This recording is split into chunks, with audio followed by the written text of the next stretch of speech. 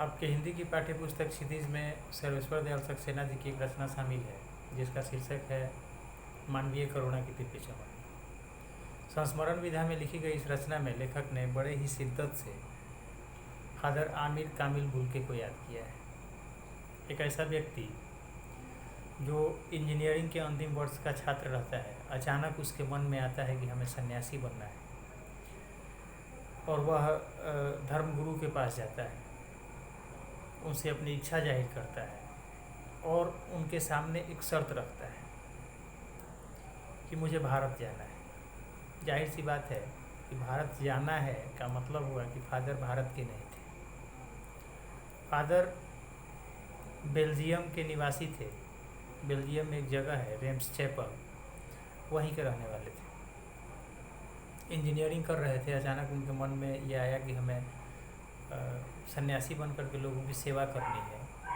तो वो वहाँ धर्मगुरु के पास गए और धर्मगुरु के सामने सन्यासी बनने की इच्छा जाहिर की तथा ये शर्त रखी कि मैं सन्यासी बन कर के भारत जाना चाहूँगा। अपनी इच्छा अनुसार वो सन्यासी बने और शर्त के अनुसार भारत आ गए। यहाँ भारत आकर के सबसे पहले वो जीसेट संघ में 2 साल पादरियों के बीच में रह कर के धर्माचार की पढ़ाई की।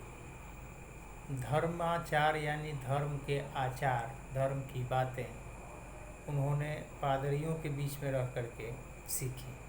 फिर 9-10 वर्ष वे दार्जिलिंग में रहे, यानी 2 साल जीसेट संघ में पादरियों के बीच धर्माचार की पढ़ाई करने के बाद 9-10 साल तक वो दार्जिलिंग में रहे।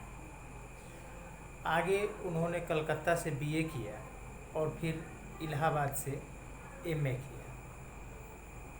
ये भारत में उनका सीखने का सिलसिला था। इंजीनियरिंग छोड़ने के बाद वो पहले जीसेट संघ में रह कर के धर्माचार सीखते हैं 2 साल, उसके बाद दार्जिलिंग में रहते हैं 9-10 वर्ष, कलकत्ता से बीए करते हैं तथा इलाहाबाद से एमए करते हैं। उन्होंने अपना शोध भी किया जिसका विषय था राम कथा, उत्पत्ति और विकास। यानी याद रखिएगा, उनके शोध का विषय था राम कथा, उत्पत्ति और विकास। आगे चल कर के उन्होंने मातरलिंग की एक रचना है ब्लू बर्ड, जिसका उन्होंने नील पंछी के नाम से हिंदी रूपांतरण किया। कुछ समय बाद रांची के सेंट जेवियर्स कॉलेज में वो हिंदी तथा संस्कृत के विभागाध्यक्ष बने। यहीं रह कर के उन्होंने हिंदी अंग्रेजी शब्दकोश तैयार किया तथा बाइबिल का भी हिंदी में अनुवाद किया। रांची में ही वो बीमार पड़े, फिर पटना आए, पटना से दिल्ली गए और दिल्ली से परलोक।